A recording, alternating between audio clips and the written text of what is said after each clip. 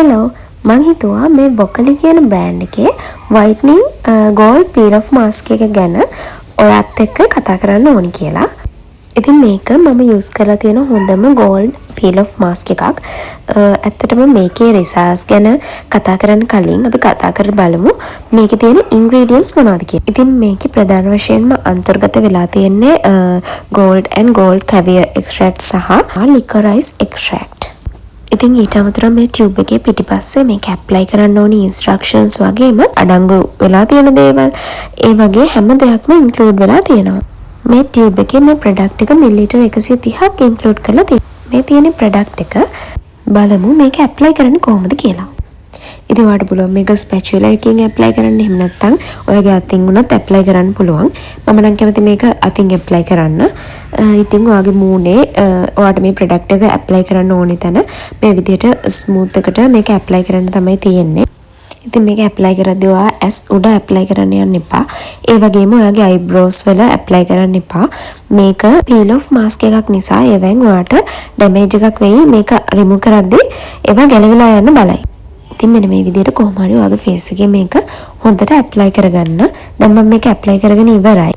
මේ තියෙන්නේ විනාඩි 20කට පස්සේ මේක ෆේස් එකට හොඳටම අල්ලලා තියෙනවා. ඒක දැන් තියෙන්නේ මේක රිමූව් කරගන්න.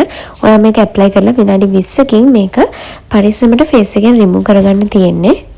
ඉතින් ඔයා මේක රිමූව් කරද්දී මේ විදිහට පරිස්සමට රිමූව් කරන්න. එහෙම නැත්නම් ඔයාගේ ෆේස් එක මේකෙන් දෙන්න බලයි. ඊට පස්සේ රින්කල්ස් එනවා. ෆේස් එක එල්ලලා වැටෙන්න පුළුවන්. ඒ වගේම තමයි ඔයාගේ ෆේස් එකේ අයිබ්‍රෝස් වල වගේ මේක ඇප්ලයි වෙලා තියෙනවා නම් එතනින් පරිස්සමට රිමූව් කරගන්න. ඉතින් මේ මාස්ක් එකෙන් ඔයාලට පුළුවන් ඔයාගේ ෆේස් එකේ තියෙන මැරුණ හම අයින් කරගන්න. මූණ දිනනවා නම් අනවශ්‍ය හේයර්ස් ඒවා අයින් කරගන්න. වගේම black head white head අයින් කරගන්නත් ලේසියෙම පුළුවන්. ඔයා මතක තියාගන්න ෆේස් මාස්ක් එකක් ඇප්ලයි කරද්දී උඩ අතට ඇප්ලයි කරන්න වගේම අයින් කරලා දාද්දිත් උඩ අතට රිමූව් කරන්න.